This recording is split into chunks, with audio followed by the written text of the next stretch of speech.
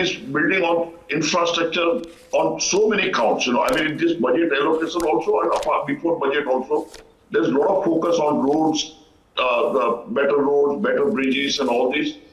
Warehouses, there's a lot of wastage. I mean, because of lack of warehouses, all those things are.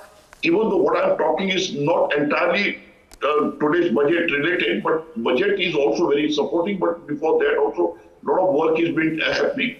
Now coming back to this budget, we have yet to understand these 100 transport projects. We'll have to go deep dive into what they are.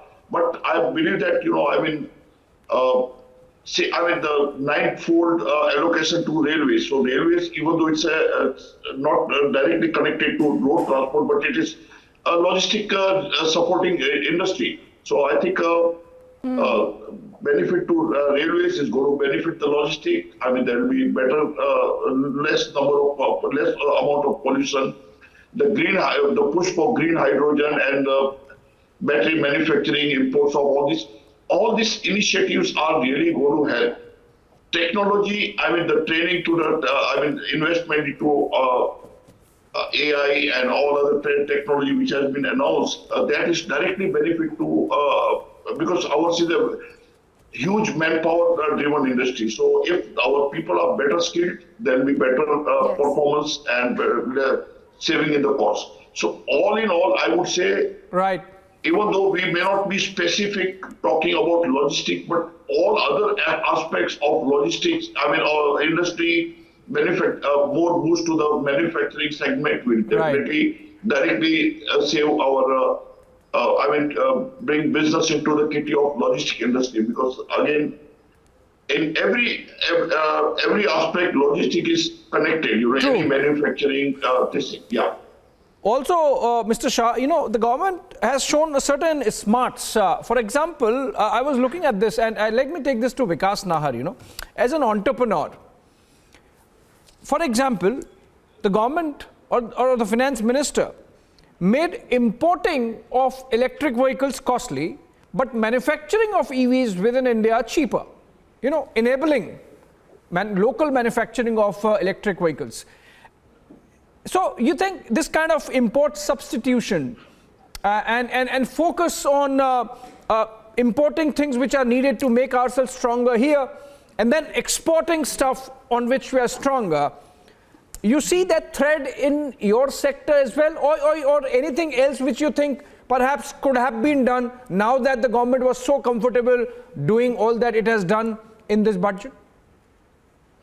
No, I think if you talk about the electric vehicles itself, I think overall, if you see with the more duties imparted on the imports of vehicles, the focus will shift towards manufacturing it locally. So the local domestic manufacturers will get that additional benefit to promote the project totally.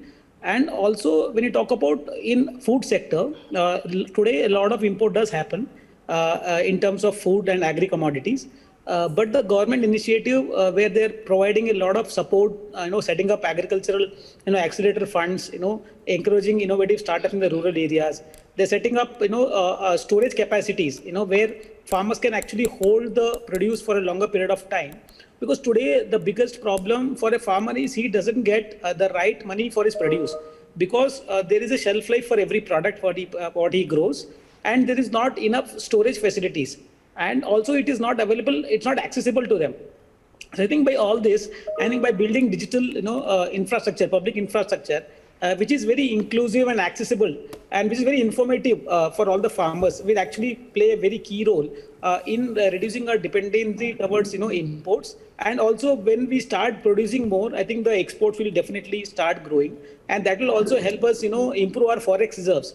Oh, that's when actually the Amrit Kaal will truly come, when we are exporting more and importing less, thereby improving our cash reserves. I think it's a golden opportunity for India.